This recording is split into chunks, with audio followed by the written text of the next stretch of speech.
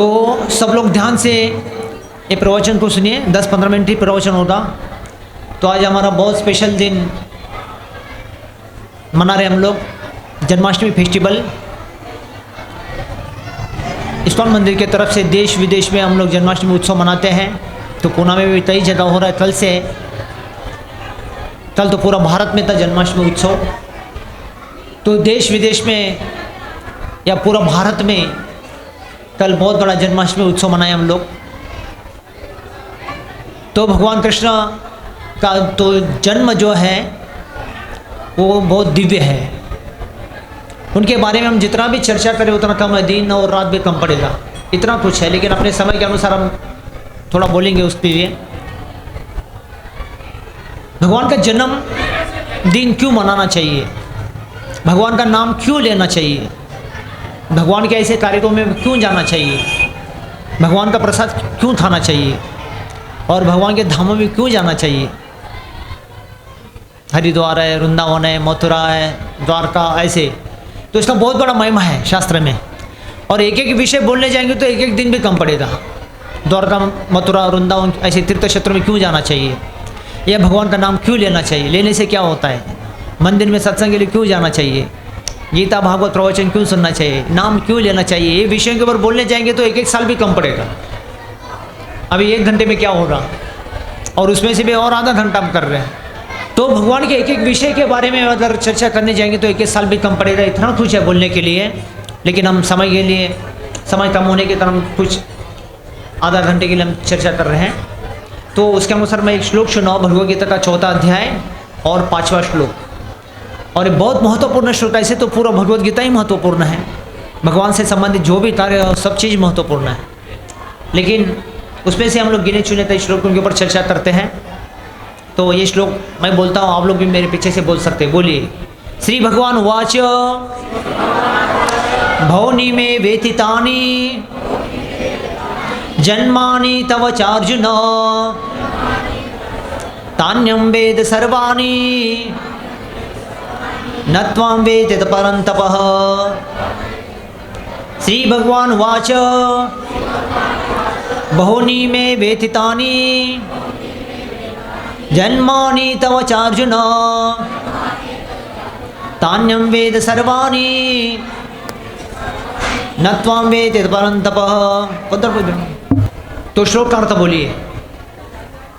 भगवान ने कहा, अरे बोलो ना सब लोग, खाए कि क्या भूखे हैं।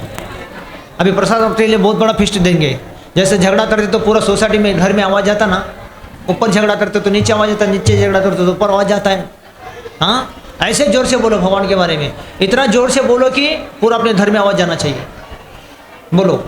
श्री भगवान ने कहा, तुम्हारे तथा मेरे अनेक जन्म हो चुके हैं, मुझे तो उन सब का स्मरण है, किंतु हे परंतप अर्जुन, तुम्हें उनका स्मरण नहीं है। ओम अज्ञानतिमिरान्धस्य ज्ञानाञ्जनशलाकया चक्षुर्मिलितं येन तस्मै श्रीगुरुवे नमः। त्वं करोति वाचालं पन्नुं लङ्घयति यत्कृपातमं वन्दे श्रीगुरुदेवतारिणम्। तो यहाँ पे भगवान बोल रहे हैं भवनी में व्यतीतानि। भवनी में व्यतीता मतलब बहुत जन्म हो गया, पहली बार हमारा जन्म नहीं है, पहली बार हमारा मरण होता नहीं, पहली बार सर्विस होता नहीं, पहली बार बिजनेस होता नहीं, पहली बार फैमिली मेंटेन होता नहीं। कितना बार होता है? बहुत बार होता है। कई जन्म हो चुके हमारे। हाँ, अनेक बार सर्विस, बिजनेस, फैमिली मेंटेन, जन्म, मरण, सुख, दुख एक बार नहीं हुआ। कितना बार? बार बार बार बार बार बार होता है। इसलिए बहुनी में यहाँ पे भगवान बोलते हैं बहुनी में व्यतीतानि, आपका और मेरा, ऐसा नहीं कि हमारा, भगवान का भी। लेकिन यहाँ पे बोलते हैं बहुनी में व्यतीतानि जन्मानि तव चार्जुन, ये अर्जुन। लेकिन आपको ये सब पता नहीं है, इसलिए हम भी जन्म लेते हैं, हमको पता नहीं पिछले जन्म हुआ था क्या, उसके पहले भी हुआ था क्या, उससे पहले भी हुआ था क्या, या विवाह हुआ था कि नहीं, पति है कि नहीं, पत्नी है कि नहीं, पहले जन्म के, पूर्व जन्म के बच्चे है कि नहीं, घर है कि, सब है। लेकिन क्या बोलते हैं? बहुनी में व्यतीतानि जन्मानि तव चार्जुन तान्यं वेद सर्वाणि। ये वेद शास्त्र बोल रहे क्या है? न त्वं वेत्ति परन्तप। सब कुछ है लेकिन पता कुछ नहीं हमको। एक जीवात्मा को पूर्व जन्म का कुछ पता नहीं। पिछले जन्म में हमारा माता पिता है, सास ससुर है, पति पत्नी है, बच्चे है, घर है, धन दौलत सब छोड़ के चले जाते। जैसे हमारे प्रभुपा जी उदाहरण देते हैं, कोई बिल्ली होता है, बिल्ली के 2 बच्चे होते हैं और बिल्ली के बच्चे थोड़े बड़े होने के बाद वो बिल्ली बच्चों को छोड़ देता है और ये रास्ते से वो रास्ता जाना चाहता है, लेफ्ट हैंड से राइट हैंड में जाना चाहता है, तुरंत तो रिक्शा वाला या ट्रक में फिसल के मर जाता है ऑक्सीजन में। वो बिल्ली चला जाता है लेकिन 2 बच्चे इधर रहते हैं। होता है ना ऐसा, जैसे अपने माता पिता चले जाते हैं, बच्चे रहते हैं, दादा दादी चले जाते हैं, हम रहते हैं, माता पिता, है ना, ऐसा होता है ना। ऐसे प्राणियों में भी होता है। तो वो बिल्ली चला जाता है, बच्चे रहता है, वो बच्चे अपने जीवन चलाता है, बाद में वो बिल्ली कहाँ जाता है, फिर उसके पूर्व कर्म के अनुसार दूसरे होने में चला जाता है। तो प्रभुपाद जी बोलते हैं अगर भगवान की भक्ति हम नहीं करते हैं मनुष्य जन्म प्राप्त करके, केवल खाना पीना रोटी कपड़ा मकान जन्म मरण ये हर जन्म में चलता है, हमारा मुक्ति कभी होता नहीं।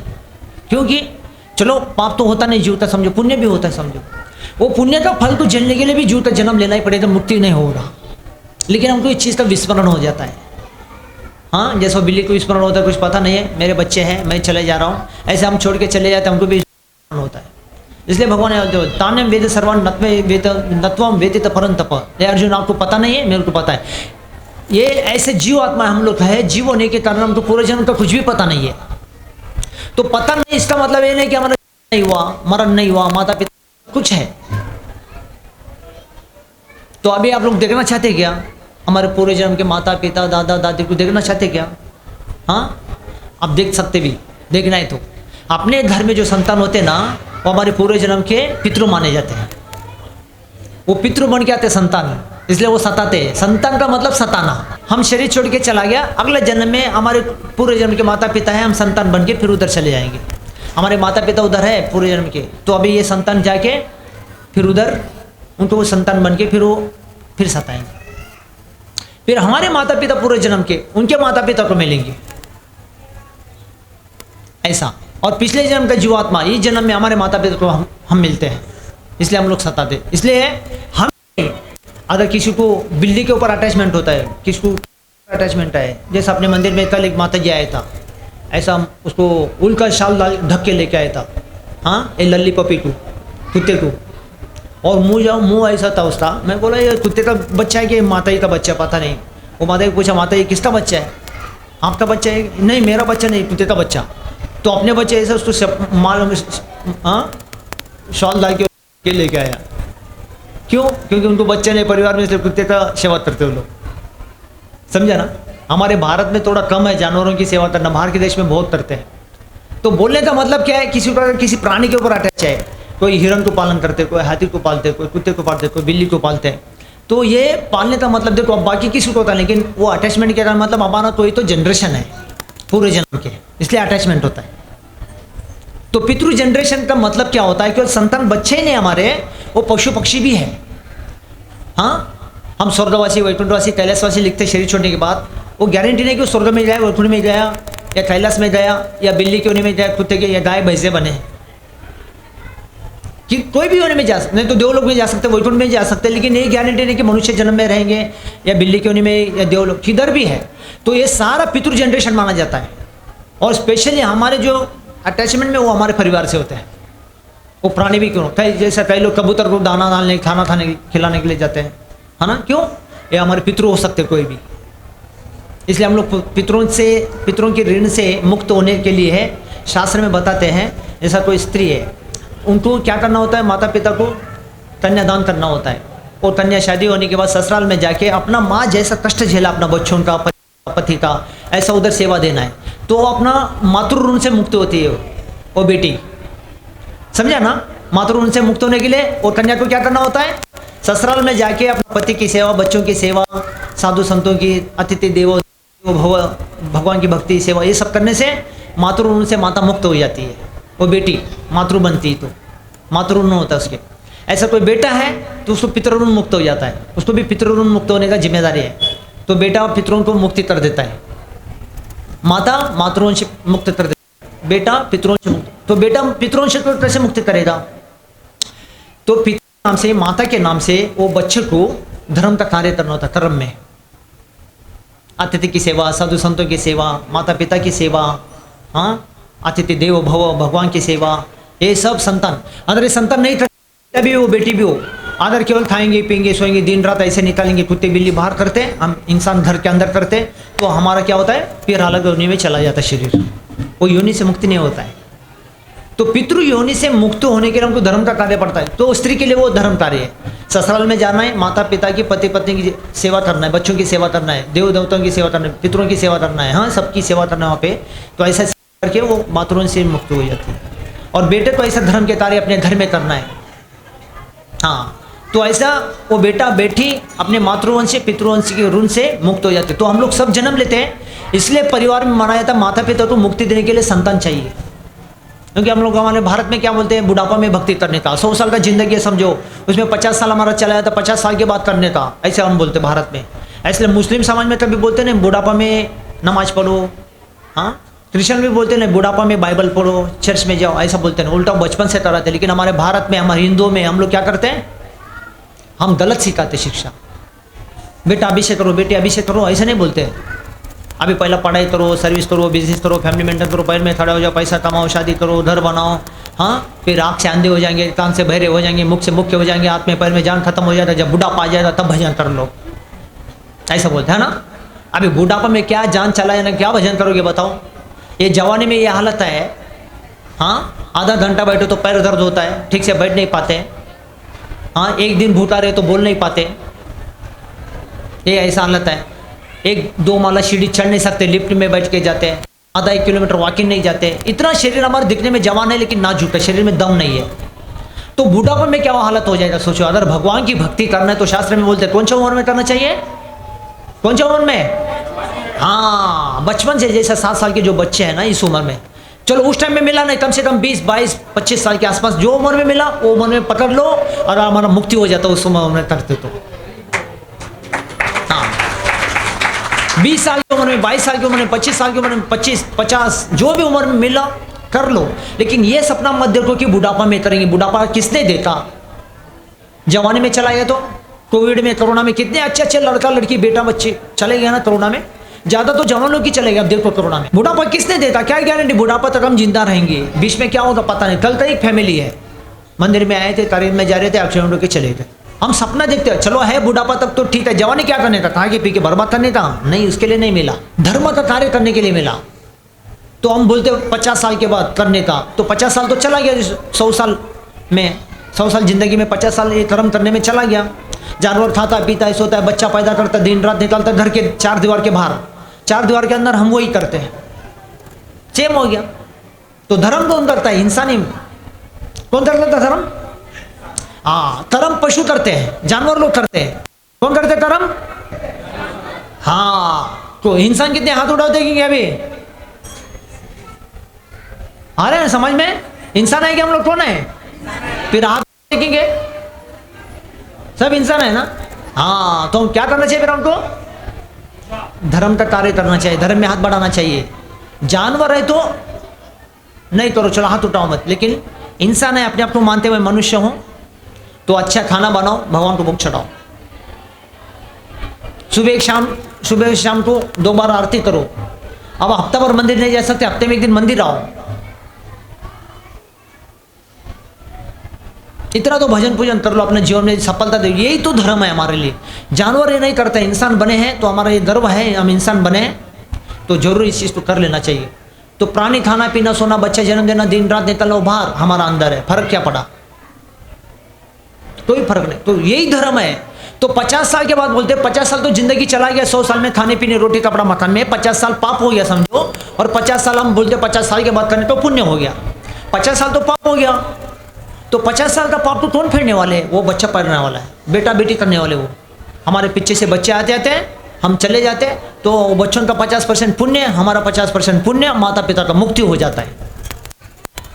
इसके लिए घर गृहस्थी में संतान चाहिए, गृहस्थों को मुक्ति देने के लिए। ऐसे गृहस्थों में मुक्ति होता नहीं, क्योंकि 50 साल अलग अलग काम हो रहा है ना, पाप पुण्य में चला जा रहा है, ऐसा है। तो उसके लिए संतान पीछे से बचपन से ऐसा करते रहेंगे, 20 साल की उम्र में, 10 साल की उम्र में, 15 साल की उम्र में, तो वो माता पिता को हेल्प हो जाता है। जैसे प्रभुपा जी बोलते, समझो हमारे दादा दादी का थोड़ा संपत्ति, धन संपत्ति, प्रॉपर्टी है ना, तो बच्चों को ज़्यादा मेहनत नहीं करना पड़ता है, अच्छा घर है, पैसा है, थोड़ा ऐसा है, माता पिता चला गया तो बच्चों को वो संसार चलाने के लिए हेल्प हो जाता है। कुछ भी नहीं है तो बेटा बेटी को जीरो से ऊपर उठना बहुत मुश्किल हो जाता है। अगर पीछे वालों का थोड़ा है तो आगे वालों को सपोर्ट हो जाता है। इतना मेहनत करना, इतना टेंशन लेना जरूर नहीं पड़ता है ना। ऐसा पुण्य काम भी ऐसा ही है, पुण्य काम भी थोड़ा होता है ना, वो माता पिता को हेल्प हो जाता है। पूरा बचपन से उठ के ऊपर भक्ति करके मुक्ति पाना किसी का नहीं होगा। जन्म से हम लोग जन्मना जायते शूद्र बोलते हैं, जन्म से जायते शूद्र शास्त्र में बोलते हैं। माता पिता जन्म दिया छोड़ दिया, पशु पक्षी जन्म दिया छोड़ दिया, फिर क्या करना है? जन्मना जायते शूद्र संस्कारात भवेत् द्विज। तो जन्म दे के क्या करना चाहिए? छोड़ना नहीं चाहिए, उसको संस्कार देना चाहिए। बोलते क्या संस्कार? ऐसे प्रवचन में जाके सुनो, ये शिक्षा लेना चाहिए, दीक्षा लेना चाहिए, भगवान की सेवा करना चाहिए, भगवान का नाम लेना चाहिए, भगवान का प्रसाद खाना चाहिए, ये संस्कार होना चाहिए। इसको आंख से देखना चाहिए, कान से सुनना चाहिए, मुख से बोलना चाहिए, हाथ में पैर में भगवान को सेवा करना चाहिए। ये संस्कार से क्या होता है? दूसरा जन्म आपका हो गया। पहला जन्म पशु जन्म बोलते हैं, दूसरा जन्म द्विज जन्म बोलते हैं। जन्मना जायते शूद्र संस्कारात भवेत् द्विज। संस्कार से व्यक्ति ब्राह्मण बन जाता है, वैष्णव बन जाता है, बड़ा साधु सन्यासी बन जाता है। संस्कार से जन्म दे के छोड़ देने से कुछ नहीं होता। ये तो जानवर भी छोड़ देता, हम भी छोड़ देते हैं। इसलिए जन्म देने के बाद क्या किया महत्वपूर्ण, जन्म देना महत्वपूर्ण नहीं, जन्म देने के बाद क्या किया, कितने अच्छे संस्कार दिया। इसलिए हम जितने भी बैठे देखो, उसका एक ही कारण है। क्या कारण है? हमारे माँ ने या पिता ने कुछ हमको शिक्षा दिया। और सबसे बड़ा रोल होता है पिता का नहीं, माता का। बाप जन्म दे सकते लेकिन संस्कार नहीं दे सकते। आप किसी बड़े राजघराने में जन्म ले लो, लेकिन संस्कार देना बाप का काम नहीं होता है। संस्कार देना किसका काम है? माँ का ही काम होता है। बेटी को बेटा को, अभी बेटा का जीवन सुधर गया, बेटी का भी जीवन सुधर गया, वो एक ही कारण, किसके कारण? माँ के कारण। अगर बाप मंत्री भी रहे, हाँ, मंत्रालय में चलेगा, में किसका चलेगा? किसका चलेगा? गृह मंत्री का चलेगा, मुख्यमंत्री का नहीं चलेगा। मुख्यमंत्री का मंत्रालय में, घर में गृह मंत्री का। कौन है गृह मंत्री? हाथ उठा देंगे, ये सब गृह मंत्री। मैं बोलता हूं गृह मंत्रियों को, मुख्यमंत्री को भक्त बनाना, धर्म में लाना ना, भूखे मरने का, ये गृह मंत्रियों का काम है, समझा? इसलिए मंत्रियों को सुधारना है, माताओं को सुधारना है, घर में पति को, बच्चों को, घर को अच्छा रखना उनके हाथ में काम है। वो सुबह जाएगा, शाम को आएगा, वो धंधा देखेगा, परिवार देखेगा, सर्विस देखेगा, बिजनेस देखेगा, क्या देखेगा, समझा ना? क्या क्या देखेंगे वो? इसके लिए घर में हम लोग रहते, माँ बहन लोग, जो अपने घर में भाभी है, चाची है, हाँ, ये माता का 80% प्रॉब्लम घर का है, जिम्मेदारी देखना है। इसलिए बच्चों को संस्कार देना बाप का काम नहीं होता है, बाप कभी नहीं देगा। जितने लोगों का जीवन हमारा सुधर गया, हम लोग जो भी कर रहे, पढ़े लिखे हैं, पैसा कमा रहे, घर चल रहे, शादी में हो गया, जो भी होगा वो माँ के कारण। अगर माँ भी ध्यान देता नहीं, बाप भी ध्यान देता है, संतान का क्या होता है? देखो, संतान सब गलत रास्ते में चले जाते। किसी भी संतान का जीवन में कुछ हित हुआ वो माँ के कारण ही। हालांकि पिताजी कुछ गलत नहीं करते हैं, लेकिन पिताजी को कोई कीमत नहीं देते घर में, पिताजी का कुछ भी चलने वाला नहीं, समझा? सब माता का ही लाड प्यार सब कुछ बच्चों को मिलता है। इसलिए हम सब लोग ज़्यादा से ज़्यादा प्यार किसको करते हैं?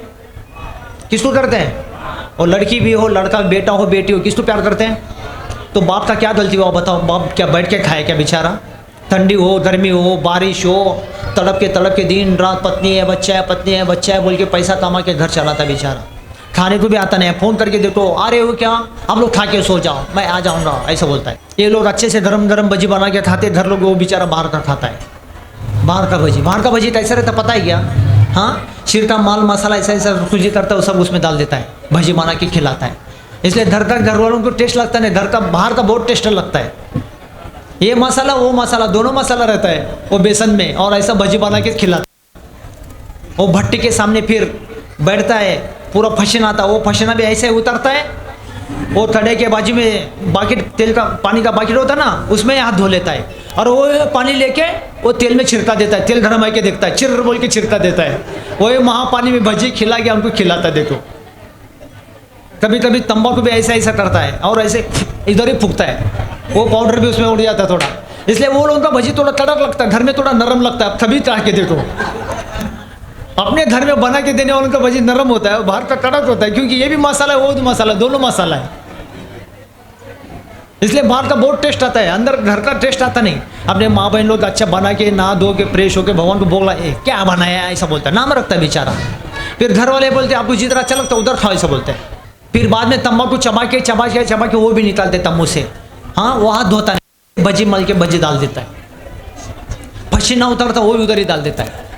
कितना गलत होता है सोचो, बाहर का चीज़ खाते हम लोग। यही सब संस्कार को सीखना है धर्म में, हम सीखते नहीं करते नहीं, यही बहुत गलत है हमारा।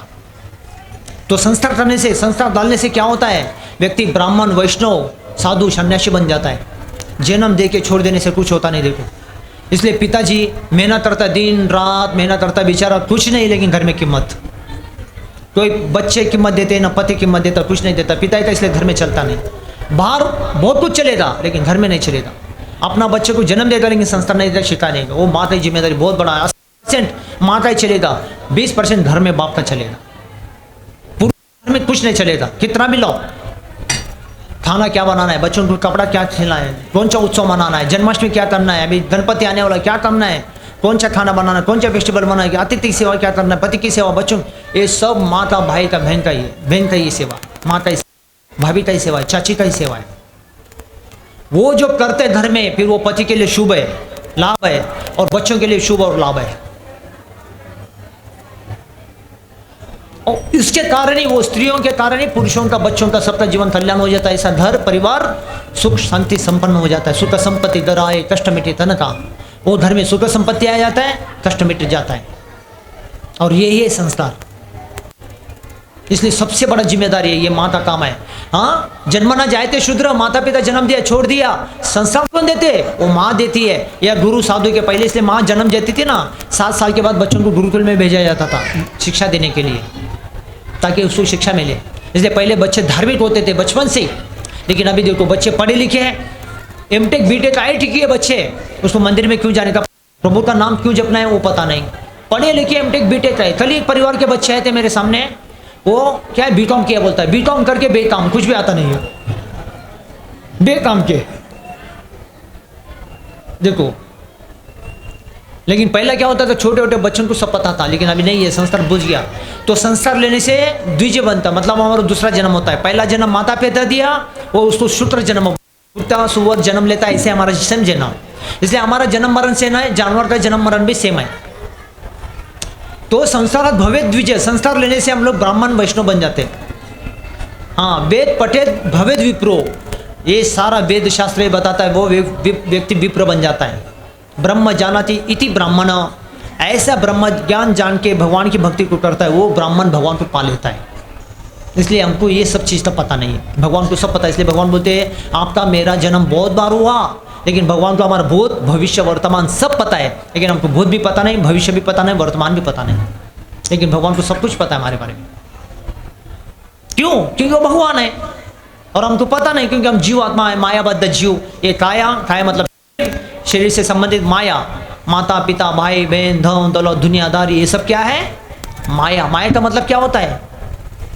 माया मतलब क्या है?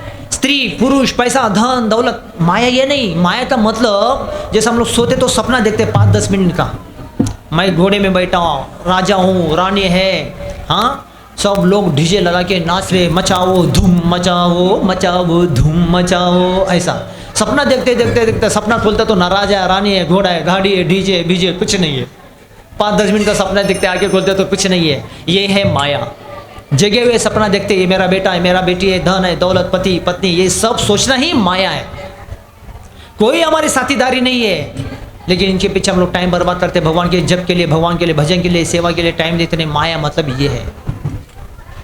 ये संसार शरीर है काया, और इससे सारा जुड़ा है संसार दुनिया। क्या है? माया।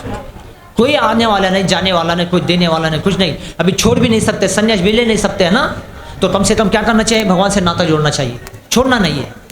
अपने को, अपने पति को, अपने बच्चों को, पत्नी को, दादा दादी माता पिता समाज परिवार सब कुछ जुड़ा के अपना को कार्य करना अपने धर्म कार्य में, तब देखो अपने जीवन में कितने सुखी संपन्न हो जाएंगे।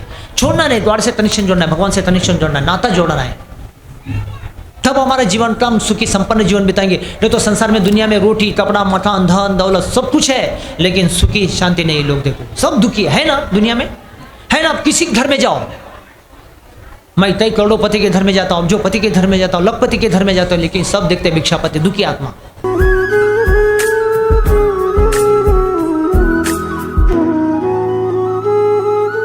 नारायण नारायण, हे प्रभु, हे जगन्नाथ, मथुरा गांव में असुरों का निवास और धर्म का ध्वंस हो रहा है।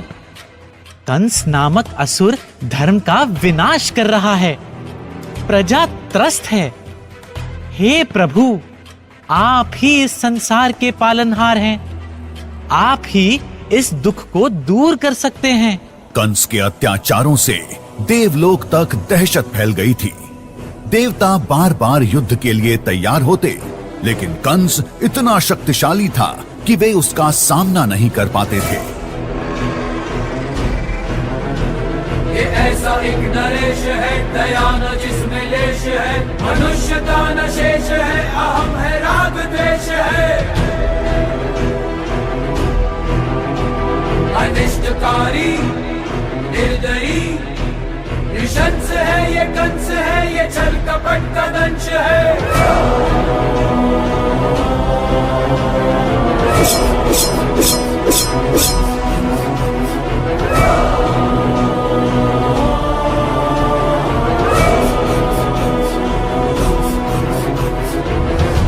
हाथ जोड़कर उन्होंने भगवान विष्णु से निवेदन किया कि वे अवतार लेकर कंस का संहार करें और संसार को दुख से मुक्त करें। जब धरती पर अन्याय बढ़ेगा, तब मैं फिर से जन्म लेकर इस दुख को दूर करूंगा और धर्म की स्थापना करूंगा। मैं सर्वशक्तिमान हूं, धर्म का राजा, अजय योद्धा।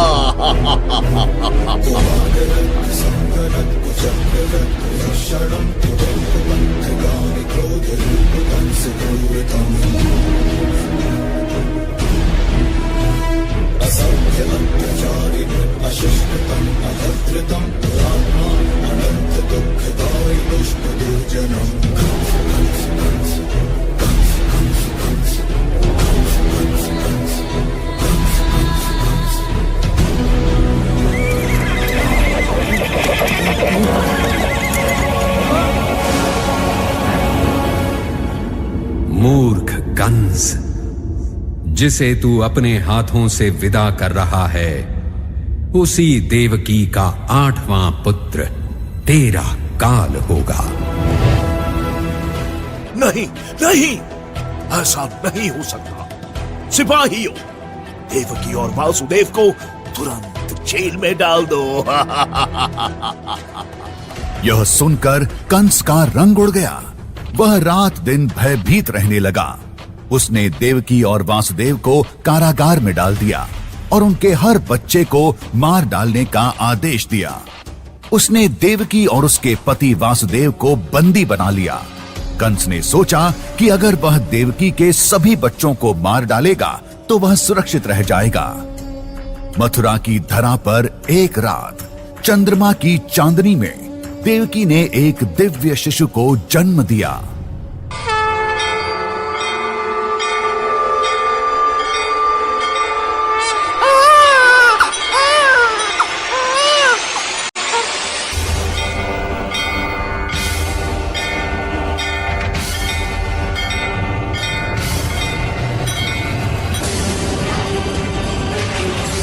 जेल के दरवाजे अपने आप खुल गए और सारे पहरेदार बेहोश हो गए।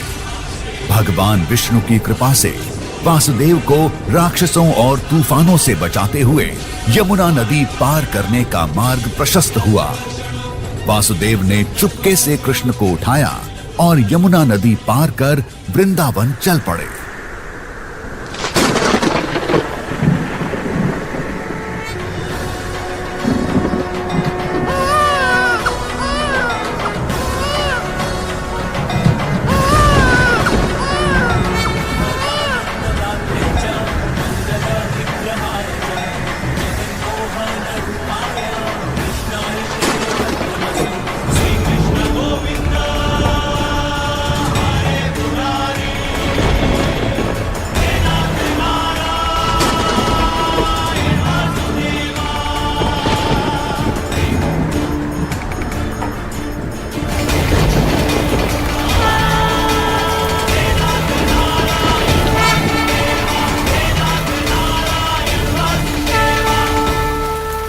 गोकुल पहुंचने पर वासुदेव ने यशोदा और नंद के घर जाकर अपने नवजात शिशु कृष्ण को उन्हें सौंप दिया और इस तरह कृष्ण गोकुल में सुरक्षित रहे और बचपन से ही कन्हैया लाल कहलाने लगे।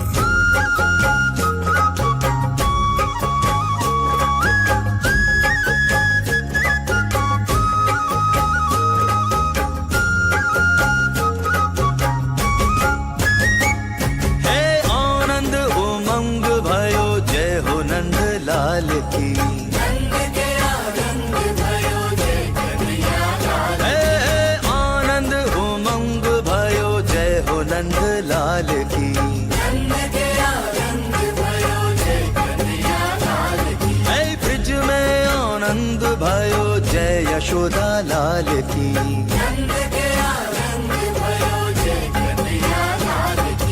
जय हो नंद लाल की जय यशोदा लाल की हे आनंद उमंग भयो जय हो नंद लाल की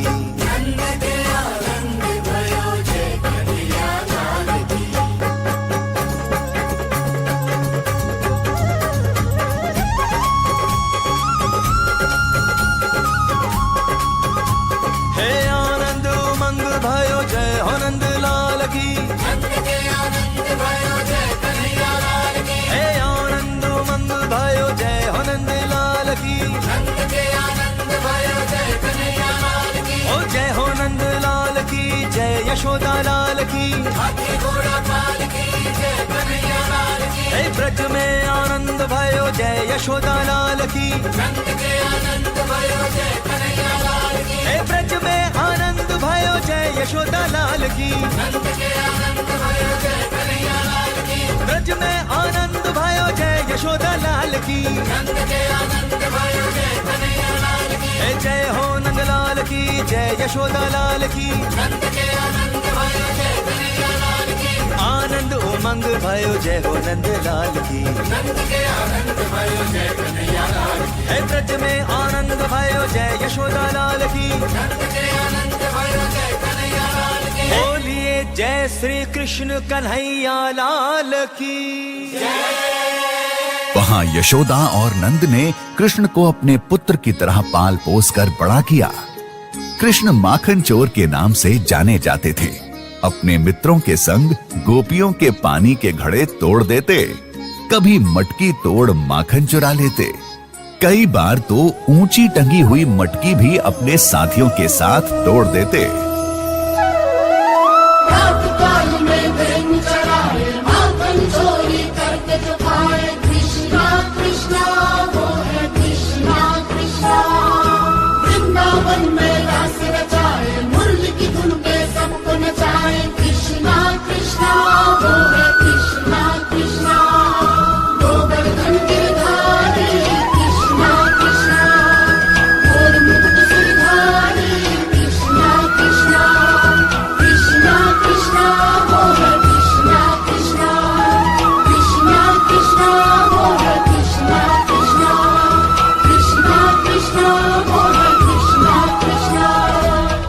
एक दिन यमुना नदी, जो वृंदावन वासियों के लिए जीवन का स्रोत थी, उस नदी में एक भयानक सांप कालिया नाग रहने लगा।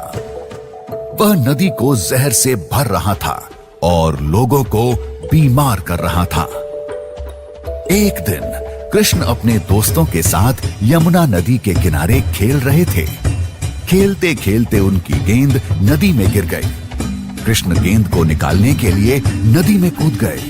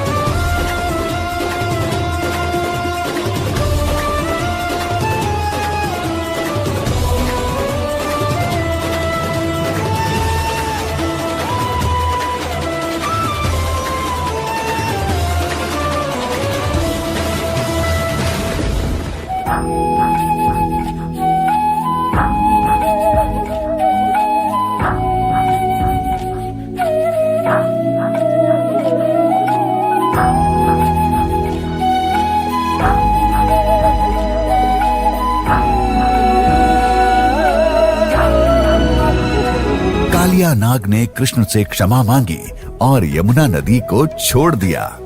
तब से यमुना नदी फिर से स्वच्छ हो गई और वृंदावनवासी खुशी से रहने लगे। वृंदावन में लोग परंपरा से इंद्रदेव की पूजा करते थे, लेकिन कृष्ण ने उनसे कहा, हमें गोवर्धन पर्वत की पूजा करनी चाहिए। यह पर्वत ही हमारा पालन पोषण करता है। इसी पर्वत से हमें घास, चारा, फल और सब्जियां मिलती हैं। हमारी गायें इसी पर्वत पर चरती हैं। यह पर्वत हमारी रक्षा करता है। लेकिन इंद्रदेव, देवताओं के राजा को यह पसंद नहीं था। उन्हें लगा कि लोग उनकी पूजा करने के बजाय इस पर्वत की पूजा कर रहे हैं। इंद्र ने गुस्से में आकर वृंदावन पर बहुत तेज बारिश करवाई। बारिश इतनी तेज थी कि पूरा गांव पानी में डूबने लगा। लोग बहुत डर गए। उन्होंने कृष्ण से मदद मांगी।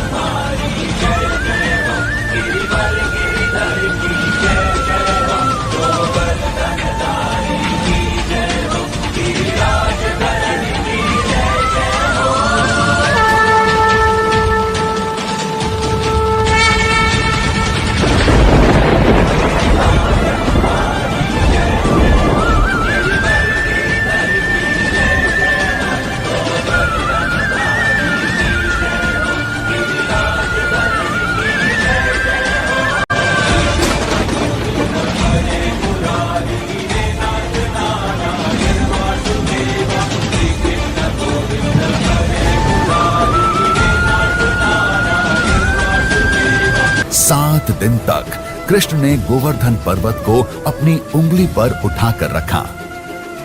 इस दौरान इंद्र को अपनी गलती का एहसास हुआ और उन्होंने कृष्ण से क्षमा मांगी।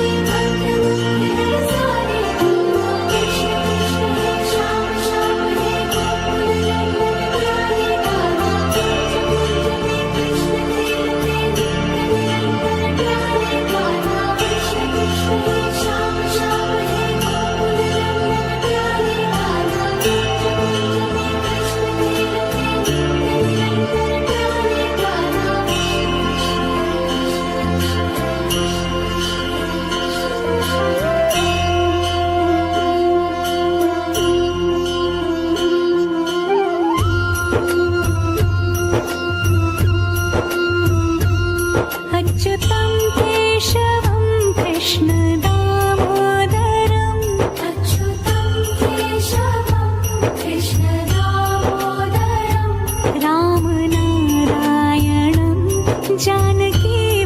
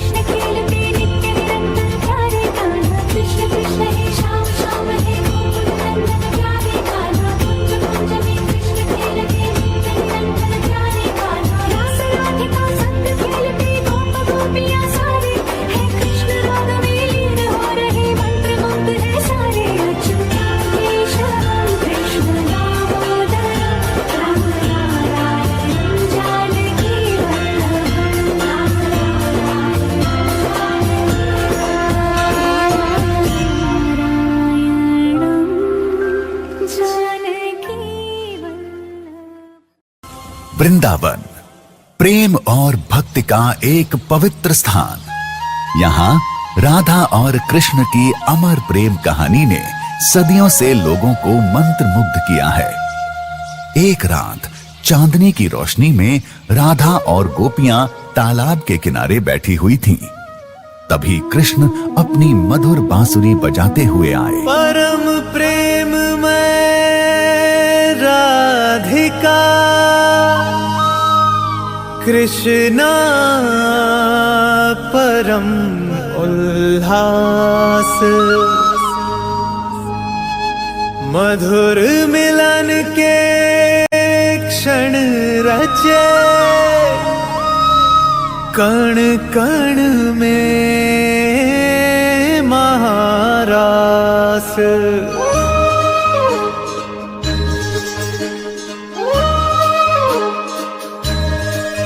राधा कृष्णा, राधा कृष्णा। श्याम रंग में रंगी राधिका आज हुई मदवारी, कृष्ण कृष्ण दोहराए हर पल भूल के सुध बुध सारी। महाराज की पावन बेला तीन लोक से न्यारी, रास रचाए गोलोक में कान्हा कुंज बिहारी।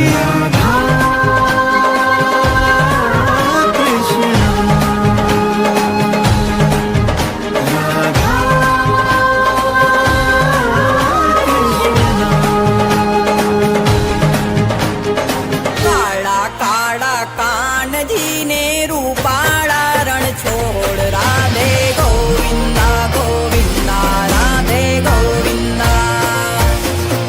ऐसे तुम्हारो सामणियों ने द्वारिका छे धाम, रण छोड़ रंगीला रंगीला रण छोड़ रंगीला।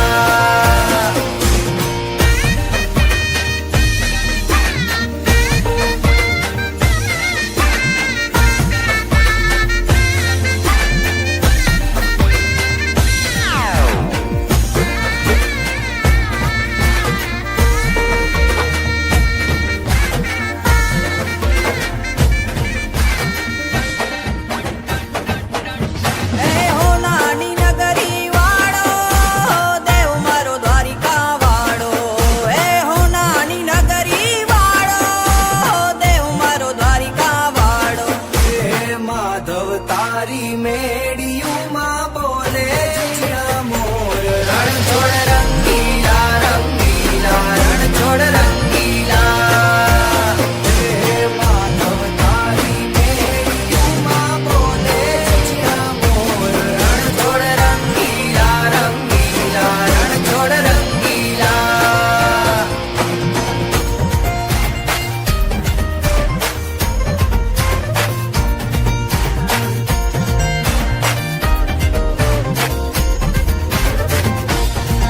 गज बावन गजनी फरके जोई हईयूं मारूं हरके। गज बावन गजनी फरके जोई हईयूं मारूं हरके। हे सामे बैठा शामड़ियों ने गुमती जी भरपूर, रण छोड़ रंगीला रंगीला रण